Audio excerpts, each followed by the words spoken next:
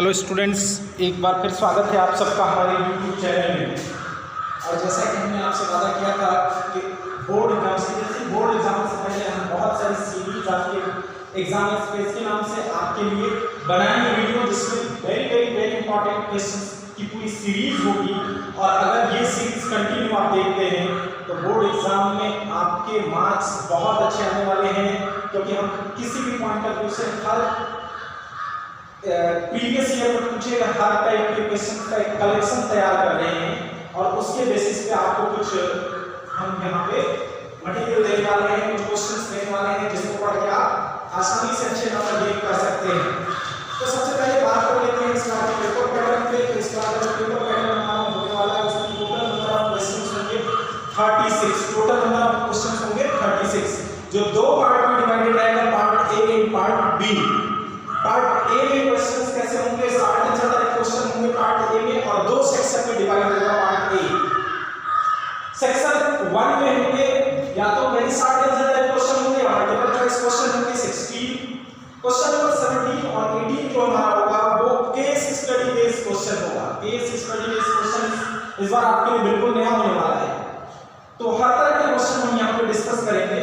और part B में long answer type question होंगे और 21 से लेके 17, 18, 19, 20 4 क्वेश्चन होने वाले हैं केस स्टडी बेस्ड क्वेश्चन। 16 तक very short answer type question होंगे। 17, 18, 19 एंड 20 ये 4 क्वेश्चन होंगे केस स्टडी बेस्ड क्वेश्चन होंगे, बहुत इंटरेस्टिंग होंगे, जिनका आंसर भी बहुत आसानी से आप निकाल सकते हो। और थोड़ा सा बस दिमाग लगा के आपको क्वेश्चन को अच्छी तरह से स्टडी करना होगा, कि इसको स्टडी करके और उस बेस्ड क्वेश्चन को सॉल्व करना होगा। कुछ एग्जांपल्स के थ्रू मैं समझाऊंगा आपको। क्वेश्चन नंबर 21 से लेके और क्वेश्चन नंबर 26 तक के क्वेश्चन होंगे 2 मार्क्स के। 2 मार्क्स के क्वेश्चन होंगे, यानी थोड़ा सा very short answer type question से थोड़ा सा बड़े होंगे, शॉर्ट आंसर टाइप क्वेश्चन कहलाएंगे। और क्वेश्चन नंबर 27 से लेके 33 तक के क्वेश्चन होंगे 3 मार्क्स के। और ये question long answer type question, short answer type question नहीं आएंगे, लेकिन थोड़े से लंबे होंगे, इनका आंसर थोड़ा बड़ा होगा। और क्वेश्चन नंबर 34 से लेके 36 तक का क्वेश्चन होगा 5 मार्क का, और ये डिस्क्रिप्टिव आंसर वाले क्वेश्चन होंगे। तो इस तरह से आपको स्क्रिप्ट बना के टाइम मैनेज करते हुए पूरे क्वेश्चन पेपर को सॉल्व करना होगा और पूरे क्वेश्चन को सॉल्व करके अच्छे से अच्छा नंबर गेन करना होगा। तो यहाँ पे हम डिस्कस करने वाले हैं कि किस टाइप के क्वेश्चन सबसे ज्यादा पूछे जाते हैं बोर्ड में। तो चैप्टर वाइज अगर देखें तो फर्स्ट चैप्टर से सबसे पहले हम देखेंगे। फर्स्ट चैप्टर से एक क्वेश्चन डेफिनेटली टाइप में से रहेगा, check whether 4 to the power can end with digit 0 और नॉट। या तो 4 टू द पावर n रहेगा, 6 टू द पावर n रहेगा या 12 टू द पावर n रहेगा, मतलब इसी टाइप का क्वेश्चन एक पूछा जाएगा। तो इसका आंसर कैसे लिखें, सबसे बड़ी समस्या ये है। इसका आंसर कैसे लिखें, हमें ये पता है कि कोई भी नंबर अगर 0 से एंड होता है तो उसके कॉमन फैक्टर में 2 और 5 का होना बहुत जरूरी है, क्योंकि 2 और 5 जब तक उसके प्राइम फैक्टर में नहीं होंगे तब तक वो 0 से एंड नहीं हो सकता। ये 10 से मल्टीप्लाई जब तक नहीं होगा कोई भी नंबर 0 से एंड नहीं हो सकता है। तो हम सबसे पहले चेक करते हैं 4 टू द पावर n को लिखते हैं 2 * 2 to the power n is equal to 2 to the power 2 n। ये हो गया 2 का पावर 2 * n। अब इसमें कहीं भी प्राइम फैक्टर है, इसमें 5 नहीं आ रहा है, तो लिखेंगे since 5 is not a prime factor of 4 to the power n, hence it can never be end with digit 0। ये हमारा आंसर होगा। Since 5 is not a prime factor of prime factorization of 4 to the power n, hence it can never end with digit 0। ये 0 से end नहीं हो सकता है। तो इस तरह से हमें फर्स्ट क्वेश्चन का हमें आंसर लिखना है। ऐसे सेकंड क्वेश्चन है हमारा, if HCF of 6x। अब यहाँ पे लिखा है HCF of 2 numbers is 2, LCM of 2 numbers, ये नंबर्स यहाँ पे है 60, LCM दिया है, HCF दिया है, दोनों में से एक नंबर तो दिया है, दूसरा वेरिएबल है, दूसरे नंबर की वैल्यू पूछा है। तो हमें ये फार्मूला बिल्कुल याद होना चाहिए कि product of numbers is equal to product of LCM and HCF। तो 2 * 60, देन x इक्वल टू होगा 2 * 60/6 आएगा 20। क्या आएगा, x का वैल्यू आएगा 20। तो इस तरह से छोटे छोटे क्वेश्चन का हमें आंसर लिखना है। सेकंड क्वेश्चन में कैसे करेंगे, HCF * LCM is equal to, तो इस तरह से हम सेकंड फर्स्ट कर लेंगे। थर्ड क्वेश्चन जो आता है एलसीएम एचसीएफ निकालने के लिए डेफिनेटली पूछा जाता है, तो ये काफी इंपॉर्टेंट दो क्वेश्चन है। थर्ड क्वेश्चन एक तो डेफिनेटली ये आता है, इसमें कोई डाउट नहीं, नो डाउट। एक क्वेश्चन आपसे ऐसा ही पूछा जाएगा, prove that root p is irrational. जब p will be any positive number, positive integer, जैसे यहां पे रूट 3 हो सकता है, रूट 5 हो सकता है, रूट 11 हो सकता है, कभी-कभी रूट p के लिए भी पूछ लिया जाता है। Prove that root p is irrational. तो ये मोस्ट कॉमन क्वेश्चन है और इसे तो आप सभी मुझे उम्मीद है कि कर लेंगे, क्योंकि ये पढ़ाते टाइम भी हर तरह के क्वेश्चन में ये सबसे ज्यादा इंपॉर्टेंट होता है और ये क्वेश्चन एक तरह से आप एग्जाम में पढ़ते आते हो जरूर होता है इसमें से क्वेश्चन। तो prove that root 2 is irrational, इसको हम करते कैसे हैं, इसको हमें करना होता है कंट्रेरी मेथड से। हम सपोज कर लेते हैं दैट रूट 2 इज रेशनल। अगर हम इसे रेशनल सपोज करेंगे तो रूट 2 को भी बाय की फॉर्म में लिख सकते हैं कि is not equal to 0, p and q are coprimes. अब यहां को-प्राइम का मतलब कि p q का कोई कॉमन फैक्टर नहीं है। Then root 2q is written as equal to p। अब दोनों तरफ का स्क्वायर कर देते हैं तो मिलता है 2q square is equal to p square. This shows that 2 divides p square. और हमने ध्यान पर रखा है कि अगर कोई नंबर किसी नंबर के स्क्वायर को डिवाइड कर रहा है तो उस नंबर को भी डिवाइड करता है। This implies 2 divides p। अगर 2p को डिवाइड कर रहा है तो हम लिख सकते हैं p is equal to 2m। 2m लिख सकते हैं, तब ये होगा 2q square is equal to 2m का square, 2q square is equal to 4m square. This shows that q square is equal to 2m square and this shows that 2 divides q square and this implies 2 divides q।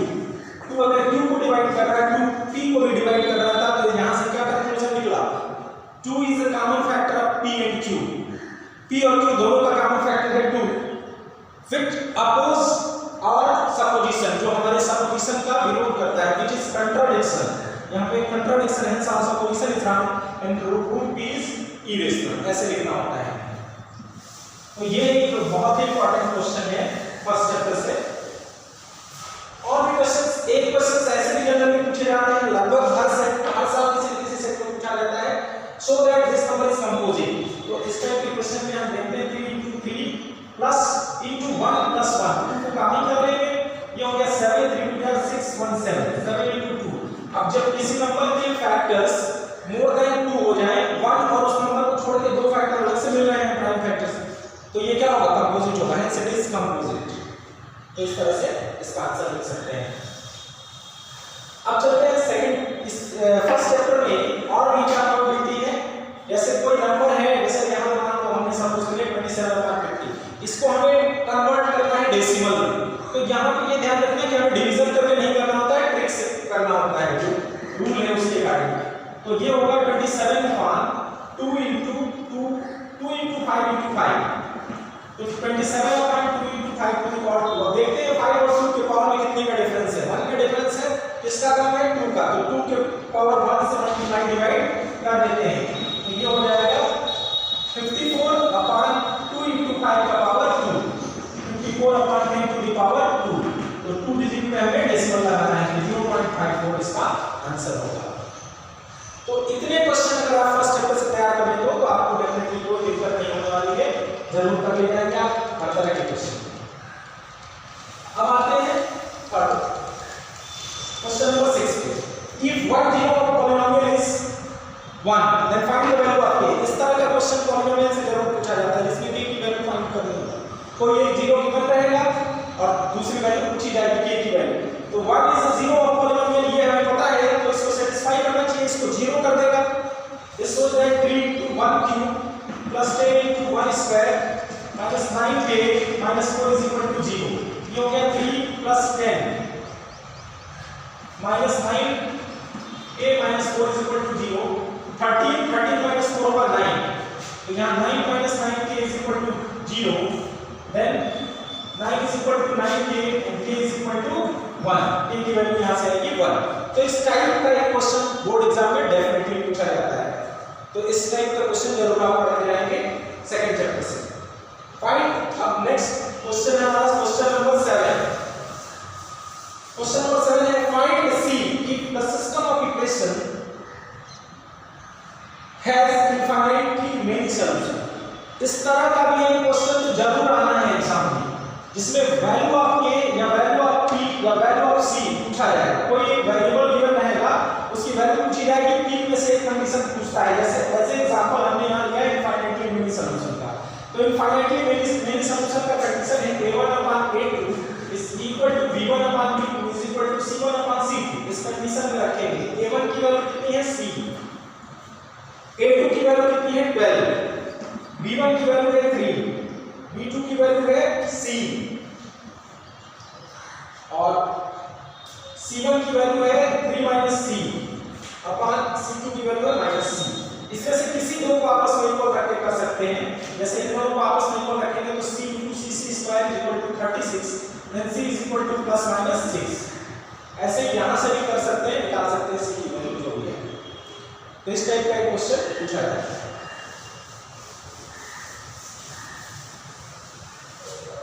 Next question number 8 है हमारा, find the nature of roots of the quadratic equation. Nature of roots से भी question बनते हैं। Nature of roots of quadratic equation जो depend करता है discriminant d पे। डिस्क्रिमिनेंट की वैल्यू होती है b² - 4ac। अगर इसकी वैल्यू 0 से ग्रेटर आई तो two distinct and real roots होते हैं। इक्वल आई 0 के तो two real and equal roots होते हैं। अब लेस देन 0 आया तो there is no real roots.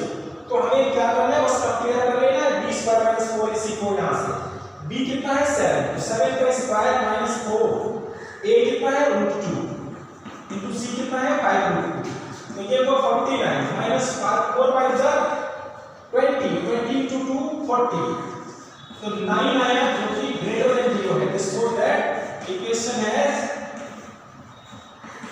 To real and equal roots. Real और इक्वल रूट्स होंगे इसके। ये नेचर ऑफ रूट्स है। या फिर दूसरा क्वेश्चन इस पे ऐसे बन जाता है जिसमें कंडीशन यानी नेचर गिवन रहेगा और k की कोई वैल्यू फाइंड करनी रहेगी, कोई रियल। जैसे नेक्स्ट क्वेश्चन है question number 9, find forward value of k equation x² + k into 2x + k - 1 is equal to 0 has real and equal roots। तो दोनों में से एक टाइप का क्वेश्चन तो जरूर बनता है इससे। तो कैसे इसको करेंगे, क्वेश्चन नंबर 9 इसमें गिवन है कि इसके रूट्स इक्वल है। x² पहले मल्टीप्लाई कर लेंगे तो ये होगा 2kx + k * k - 1 equal to 0। कह रहा है कि इसके रूट्स इक्वल हैं। Roots are real and equal, real और इक्वल रूट्स दिया है। तो b² - 4ac होना चाहिए 0 के इक्वल, तो b² होना चाहिए 4ac के इक्वल। रखेंगे वैल्यू, b की वैल्यू है 4 2k का square is equal to 4 into a की वैल्यू है 1, c की वैल्यू है k इंटू k - 1 मल्टीप्लाई करेंगे तो k² - k। तो ये हो गया 4k² is equal to 4k² minus 4k। 4k² cancel हो गया, 0 is equal to -4k, then k is equal to 0। k की वैल्यू आई यहां से 0। तो इस तरह से इसको सॉल्व करना है। कंडीशन का क्या, रूट्स आर इक्वल। नेक्स्ट है the sum of two numbers is 60 and their difference is 20। ये वर्ड प्रॉब्लम एक इस टाइप में जरूर आता है। sum of two numbers is 60 and the difference is 20, find the numbers। तो इसको लीनियर इक्वेशन से भी कर सकते हैं और क्वाड्रेटिक इक्वेशन के थ्रू भी कर सकते हैं। दोनों ऑप्शन हमारे पास होते हैं। तो अगर नंबर्स को x और y सपोज करें तो x + y = 60 गिवन है, x - y = 20 गिवन है। इन दोनों को सॉल्व करेंगे तो x और y की जो वैल्यू आएगी, ऐड करेंगे तो 2x = 80 देन x = 40। इसमें वैल्यू रख देंगे तो y = आएगा 60 - 40 20, यानी एक वैल्यू है 40, दूसरी वैल्यू है 20। देखेंगे these numbers are 20 and 40। ये और भी कोई नंबर हो सकता है। इस टाइप का क्वेश्चन आता है, जैसे मान लीजिए यहां 50 और 10 भी हो सकता है। the sum of two numbers is 50 then find the value of difference is 20। तो इससे रिलेटेड क्वेश्चन एक जरूर आते हैं इस चैप्टर से। देखिए linear equation in two variable और क्वाड्रेटिक इक्वेशन से एक बड़ा क्वेश्चन आता है जो वर्ड प्रॉब्लम होगा। और वर्ड प्रॉब्लम में विशेष रूप से आपको क्या देखने की जरूरत है, सबसे ज्यादा जो इंपॉर्टेंट होते हैं वो ट्रेन पे बेस्ड क्वेश्चन होते हैं। ट्रेन पे बेस्ड क्वेश्चन होंगे या फिर फ्लो ऑफ वाटर पे बेस्ड क्वेश्चन या बोर्ड से रिलेटेड क्वेश्चन होंगे, ये सब इंपॉर्टेंट क्वेश्चन। जैसे ट्रेन से रिलेटेड क्वेश्चन क्या हो सकते हैं, जैसे एनसीईआरटी में आपका एक क्वेश्चन दिया है कि a man travelling a distance of 300 kilometre और 500 kilometre partly by train and partly by bus, if he takes 5 hours and 30 minutes if he travel 100 kilometre by train and remaining by bus। इस तरह का question जो आता है, जो आपके NCERT में गिवन है, इस तरह के क्वेश्चन बहुत इंपॉर्टेंट होते हैं, क्योंकि ट्रेन से रिलेटेड, यात्रा से रिलेटेड, ट्रैवलिंग से रिलेटेड एक क्वेश्चन जरूर पूछता है, या फिर बोर्ड से रिलेटेड क्वेश्चन कि बोर्ड एंड करंट, यानी कि नाव चल रही है किसी ऐसे नदी में जिसमें धारा बह रही है, तो धारा की चाल ये है, यानी velocity of current is given and uniform speed of boat is given, then find the value of, ऐसे इससे रिलेटेड कुछ क्वेश्चंस आते हैं। तो इस टाइप का क्वेश्चन डेफिनेटली आप पढ़ लेंगे। जो यूनिक क्वेश्चन जिसमें आपको दिक्कत होती है, एक क्वेश्चन जरूर ऐसा आता है जिसमें देखो जो पेपर बनाया जाता है उसमें कुछ परसेंट क्वेश्चन ऐसे रहते हैं जो सारे स्टूडेंट सॉल्व कर लेते हैं, कुछ ऐसे रहते हैं जो कुछ ही स्टूडेंट सॉल्व कर पाते हैं, जो डीपली पढ़े रहते हैं। जैसे इस टाइप के क्वेश्चन आ जाते हैं, जैसे आपके एनसीईआरटी में भी क्वेश्चंस हैं कि मान लीजिए कि कोई कैबल है, उससे वाटर फ्लो हो रहा है किसी पाइप के थ्रू, उसकी फ्लोइंग रेट है 10 किलोमीटर पर आवर या 10 किलोमीटर पर मिनट। तो बताइए 30 मिनट में वो किसी सिलिंड्रिकल टैंक में जाके गिरेगा जिसकी रेडियस 7 सेंटीमीटर है या 7 मीटर है, तो उसमें 40 सेंटीमीटर तक या 40 मीटर तक की हाइट तक पानी भरने में कितना टाइम लगेगा? What is the time for this, what is the time for filling the tank? इस टाइप का क्वेश्चन आता है। तो ये कौन से क्रिटिकल क्वेश्चन हो जाते हैं। तो इसमें देखो जिस सेम में पानी बह रहा है उसी सेम का हम वॉल्यूम निकालते हैं। अगर सिलिंड्रिकल पाइप के थ्रू बह रहा है तो जितने टाइम में रिक्वायरमेंट है कि 30 मिनट में कितना अमाउंट गया, तो वो जितना वाटर कॉलम की लेंथ होगी वो लेंथ ऑफ सिलेंडर हो जाती है।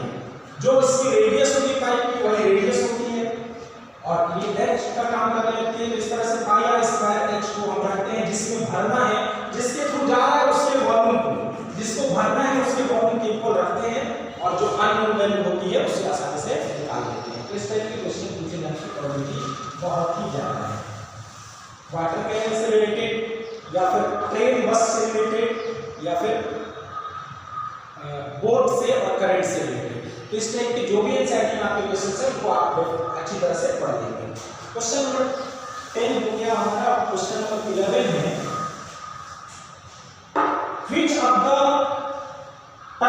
term of AP 3, 8, 30 and so on will be 78?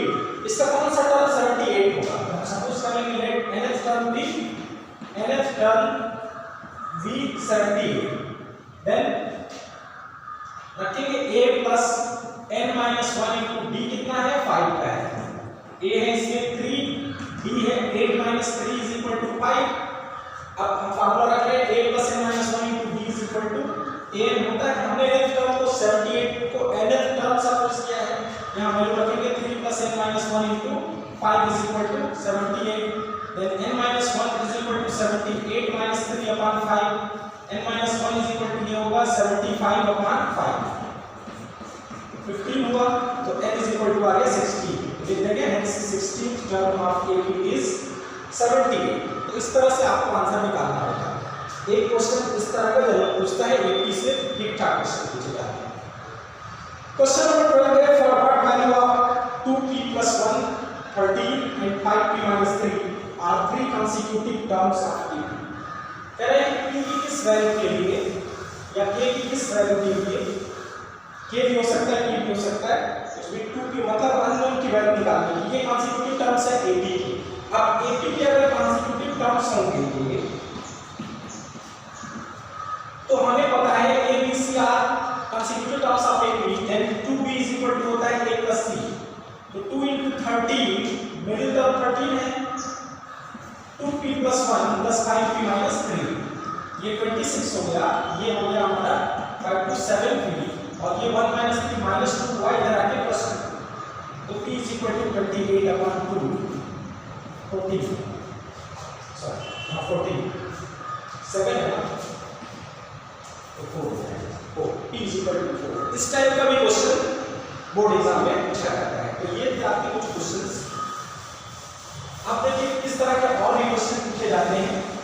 अब हम चलते हैं सर्कल सर पहले ट्रायंगल को देख लेते हैं। तो ट्रायंगल में एक क्वेश्चन डेफिनेटली आपसे पूछा जाएगा सिमिलरिटी क्राइटेरिया कि दो ट्रायंगल सिमिलर होंगे तो उनके किसी साइड का रेशियो या कुछ ऐसा पूछ जाएगा।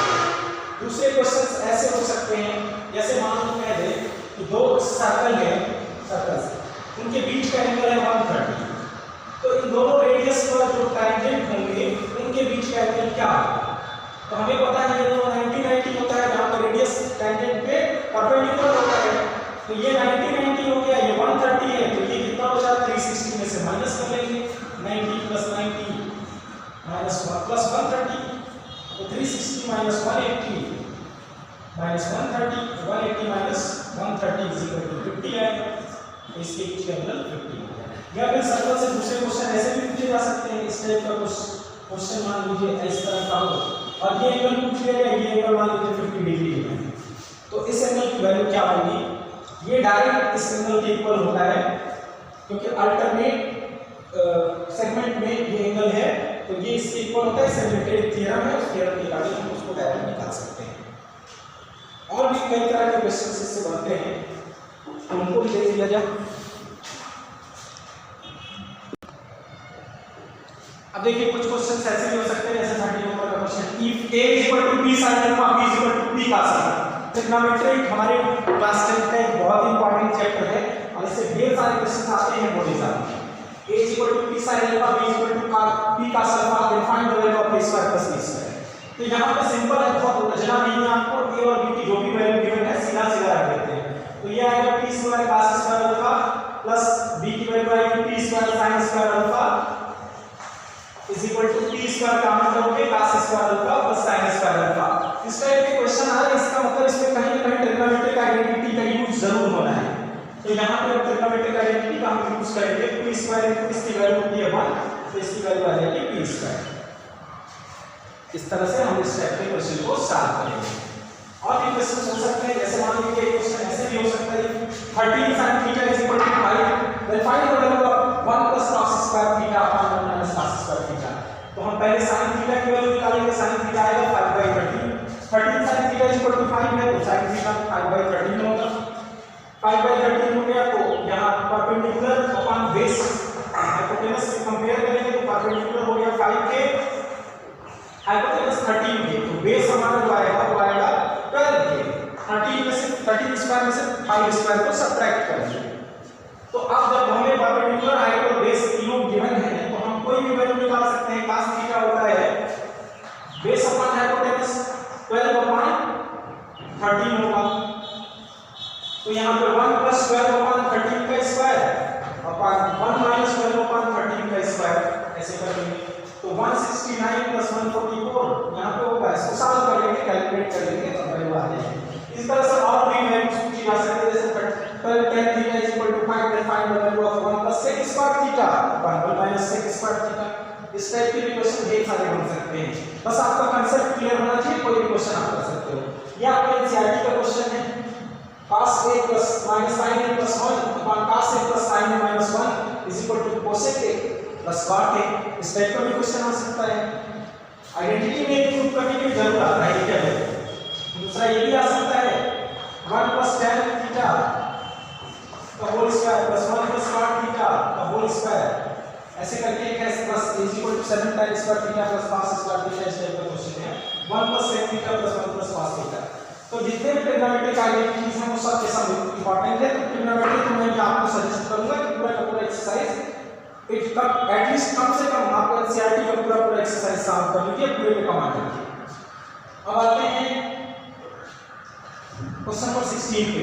इन equilateral triangle ABC the point on side BC such that BD is equal to 1/3 BC।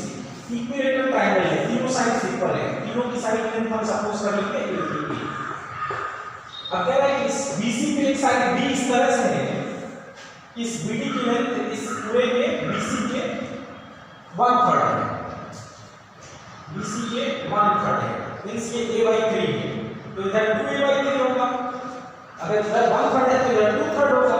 अब एक परपेंडिकुलर हम इस पे ड्रा कर लेते हैं। तो हमें पता है कि इक्विलेटरल ट्रायंगल जो परपेंडिकुलर ड्रा करते हैं वो हमेशा इसका मीडियन होता है, तो ये a/2 होगा। अब इन तीनों को लेकर के प्रूव करना है 9ad² = 7ad²।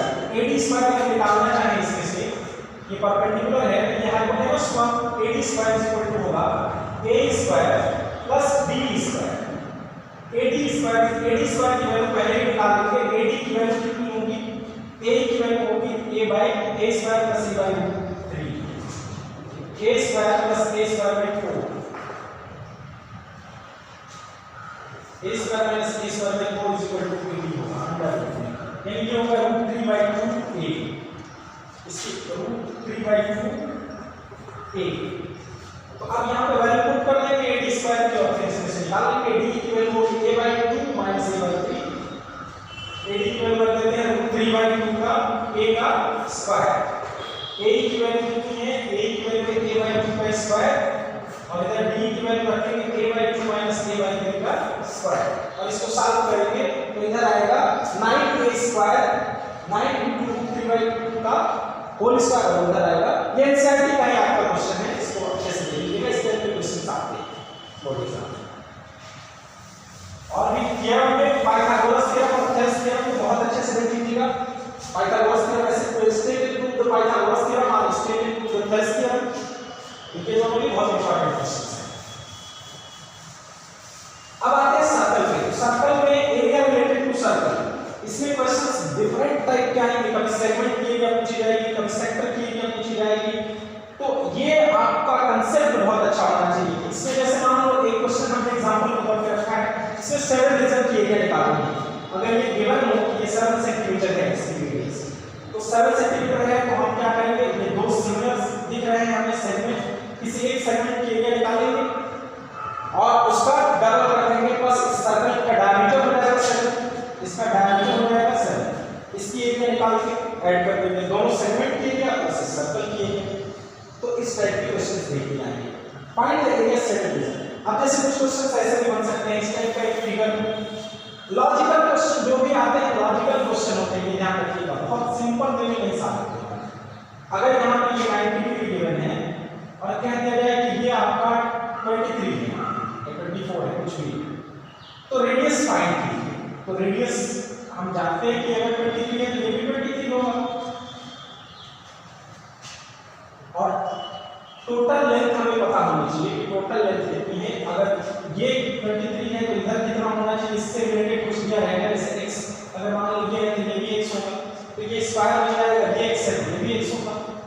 इस बेसिस पे निकाल सकते हैं, या फिर एक बीच से लाइन ड्रॉ कर लेंगे और फिर दोनों सर्कल से हम इस r की वैल्यू निकालेंगे। r² अगर ये रेडियस r है, ये x है, तो x² होगा r² + 23 का स्क्वायर, और इधर से भी होगा, तो उससे हम r की वैल्यू निकाल सकते हैं।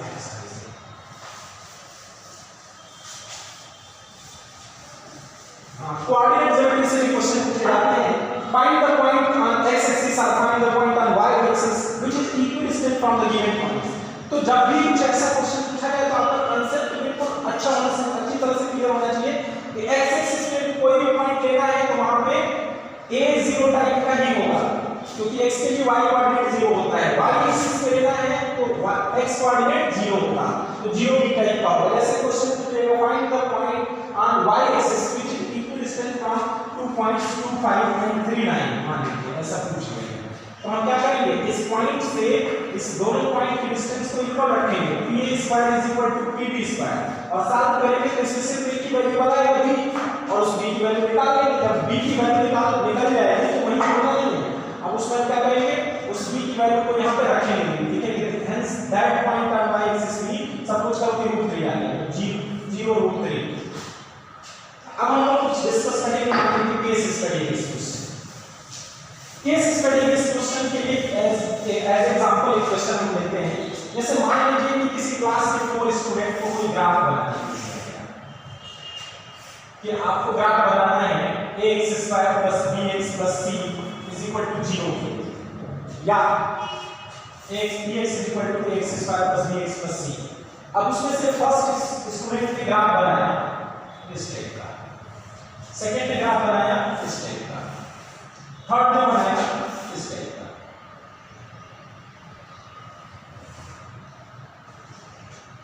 फोर्थ ने बनाया इस टाइप का। ये हमने आपको पिक्टोरियल रिप्रेजेंटेशन कर दिया। अब इस केस को आपको स्टडी करना है। ग्राफ किसका बनाना था? ax² + bx + c। ये कैसा पॉलिनोमियल है ऑब्जर्व करना है आपको, क्वाड्रेटिक पॉलिनोमियल। और पॉलिनोमियल से रिलेटेड आप जानते हो कि किसी भी पॉलिनोमियल में जितने पॉइंट वो x एक्सिस को इंटरसेक्ट करता है उतने नंबर ऑफ सॉल्यूशंस होते हैं। तो क्वाड्रेटिक में number of solution at most 2 हो सकते हैं, तो वो 2 पॉइंट पे कम से कम इंटरसेक्ट करता हो, कम से कम एग्जैक्टली 2 पॉइंट पे इंटरसेक्ट करता हो। तो जैसे इससे रिलेटेड आपसे मल्टीपल चॉइस क्वेश्चन पूछे जाएंगे कि बताइए कितने स्टूडेंट इसमें से करेक्ट ग्राफ बनाए। How many student have drawn the correct figure और करेक्ट ग्राफ, कितनों ने करेक्ट ग्राफ बनाया। तो हमें दिख रहा है कि यहाँ पे और यहाँ पे x एक्सिस को 2 बार इंटरसेक्शन हुआ है, तो ये दोनों ही क्वाड्रेटिक हो सकते हैं। तो लिखेंगे 2 स्टूडेंट्स। अब जैसे पूछ लिया गया कुछ और भी मान इससे रिलेटेड कि number of solutions in second made by first student ने जो ग्राफ बनाया उससे कितने सॉल्यूशन मिलने वाले हैं? एक सॉल्यूशन मिलेगा। सेकंड स्टूडेंट ने जो बनाया उससे कितने सॉल्यूशन मिलने वाले हैं? इस तरह के क्वेश्चंस पूछे जा सकते हैं। या फिर कोई पिक्चर या कोई कहानी बनाई जाए और उससे रिलेटेड छोटे-छोटे क्वेश्चन पूछे जाए। तो यही सब आते हैं हमारे केस स्टडी बेस्ड क्वेश्चन। तो बेस्ट ऑफ लक आपका एग्जाम के लिए और अच्छी तरह से तैयारी कीजिए। प्रोबेबिलिटी से रिलेटेड क्वेश्चंस पूछे जाते हैं। जैसे मान लीजिए कहा गया फाइंड सिंपल प्रोबेबिलिटी आपसे पूछी जाएगी। A die is thrown once. Find the probability of getting an odd number.